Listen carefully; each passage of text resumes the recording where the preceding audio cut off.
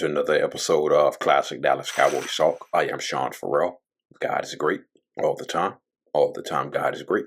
Jesus Christ died and he rose again. Let's get into it.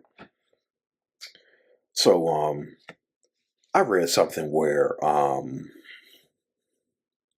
which team in the NFC East has improved the most this offseason?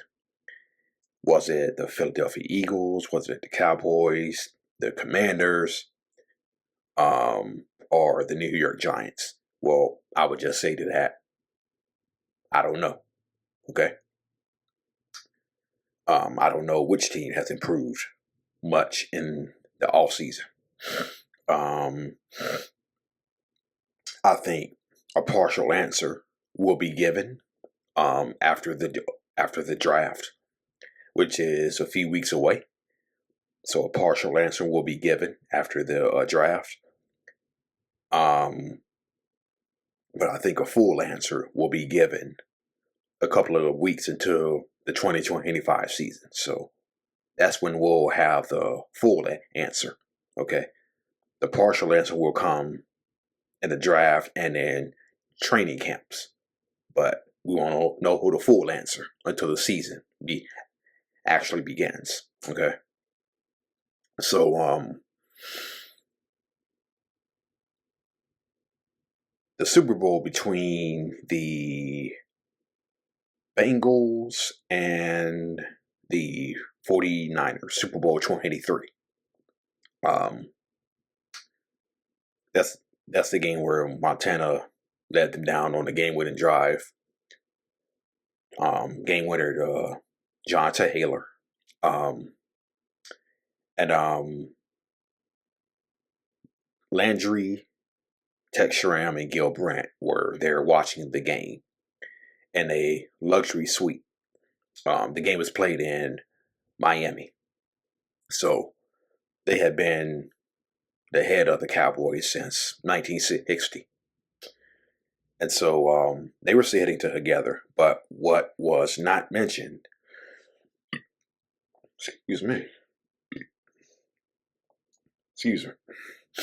what was not mentioned was, or what is rarely mentioned, is the fact that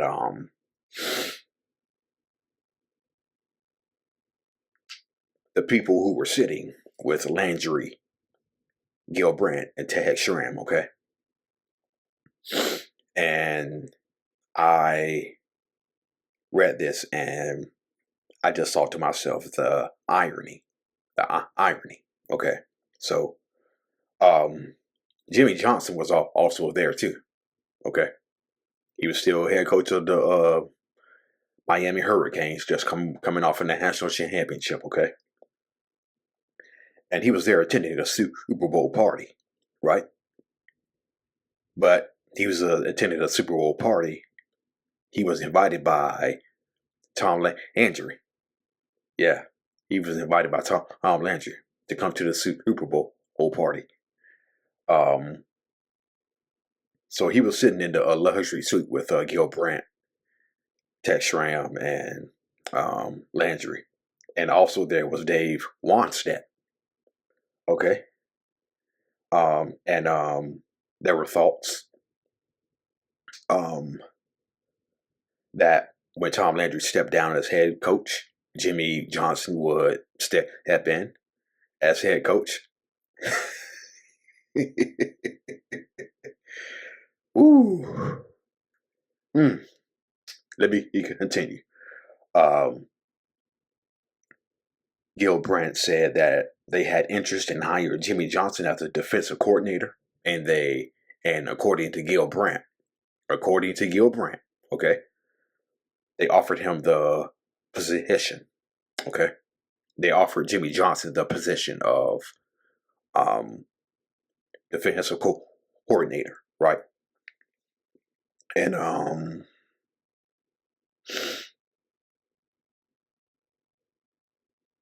it was, and according to Gil Brandt,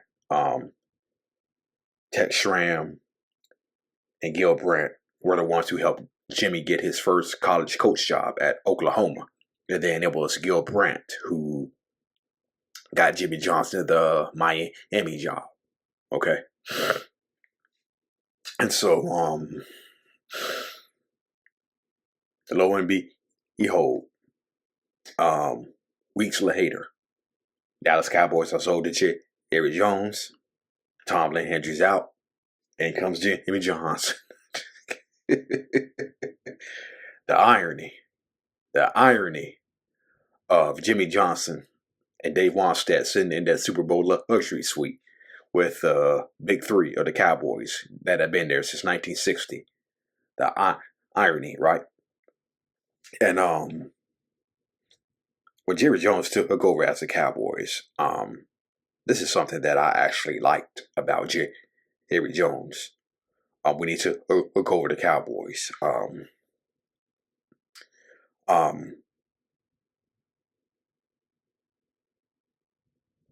Brandt, I believe, who had owned the Cowboys before Jerry took took over. I believe he was either Brandt or Schramm, who was going to deliver the news to Landry. So, but Jerry Jones was like, no, I got to do this. I got to do this face to face. Okay. And it was Jerry Jones who wanted to tell Tom Landry face to face. And some people thought it was a good idea. Some people thought it wasn't. But Jerry Jones is like, no. I got to do this. I got to tell him. So Jerry flew down to where Tom Landry was coughing, gave him the news. Yeah. And so, Daryl Johnson said something interesting about the 89 season. Okay. Daryl Johnson had something interesting to say about the 89 season. Daryl Johnson said, because he was a rookie, along with Mark Stepnoski and Tony Hobart, newcomers to the team, and Troy Aikman too. Johnson said, if you really look at it, we could have been like 4-12 or 5-11 in 1989. But when you have a young team who doesn't know how to win games, okay, then you're learning how to win games on the fly. So you're gonna have those 1-15 seasons like the Cowboys did in 1989, but that Cowboys team, they just didn't know how to win. Then in 1990, it's amazing how everybody forgets 1990. It's amazing how Cowboy fans forget 1990. Y'all remember we remember 1989. We remember the breakout season in 1991. But as far as 1990, we don't remember that. We don't remember that.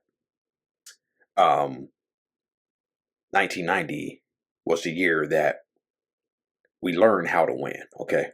And I think it was said by Jimmy Johnson. Jimmy Johnson said when he came in 89, this team was expecting to lose games and we had to change the culture. Then in 1990, Jimmy Johnson said our players were crossing their fingers, hoping they could win some games. Now in 1991, we come in and we expect to win games. Okay. I think everybody kind of agrees that 1990 is the forgotten year when we went 7-9, but we made key acquisitions in Jay Novacek, James Washington came over, Emmitt Smith in the draft. So, yeah. And many people may not remember this. Future defensive coordinator Ray Horton was picked up as a free agent the previous year. Okay. So he had been there during the 115 season. Okay. So yeah. So Daryl Johnston could have been 4-12, 5-11, but we just didn't know how to win. Okay. So and if you talk to the Cowboy players, they'll tell you that every week was tryout camp. Okay. Tryout camp. In other words, the Cowboys would work out a player, sign a player, play him on Sunday, cut him.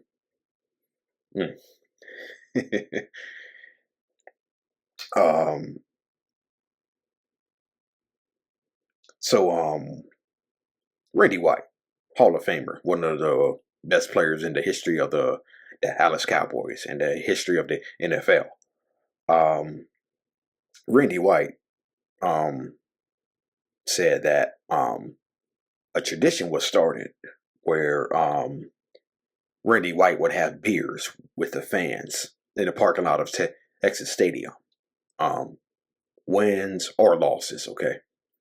And Randy White said he's not sure how that tradition got started. He's not sure how that tradition got started. But the Cowboys defensive coordinator at that time, Ernie Stalkner, if I said that name correctly, right? Ernie Stalkner. They would just go into the parking lot after games, wins or losses of Texas Stadium. They would just have beers with the fans. And so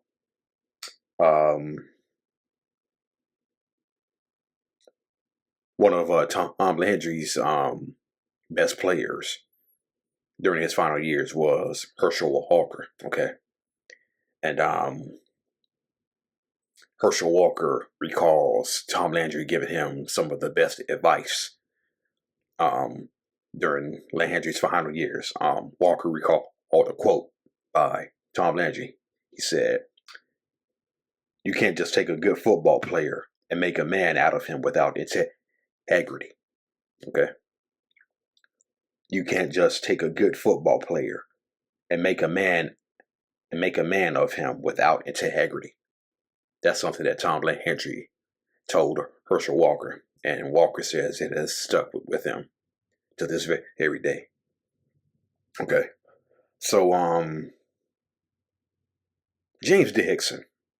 Okay, you got to be a real Cowboys junkie to remember James Dixon. Okay, he played 3 years with us. He was actually one of the newcomers in the '89 season with Jimmy Johnson, and so he was one of the best kick returners in the NFL in 1989. Okay, he brought one back for a touchdown versus the Kansas City Chiefs. I believe he had another long return versus the Green Bay Packers. So a little known James Dixon, who played 3 years, 89, 90, 91. Okay. He set a Cowboys rookie record, was one with 1,688 all-purpose yards. Okay. James Dixon, 1,688 all-purpose yards was a Cowboys rookie record. Okay. So, with the injuries suffered by Michael Irvin and Kelvin Martin in 1989, James Dixon, he doubled as a return man and as a wide receiver. Okay. So that's where I'm just guessing that's where that rookie record came from. The 1,688 all-purpose yards he had. All right. That's it. And that's all for Classic Dallas Cowboys Talk. I am Sean Farrell. Peace out. May God bless y'all with many blessings. How about them Cowboys?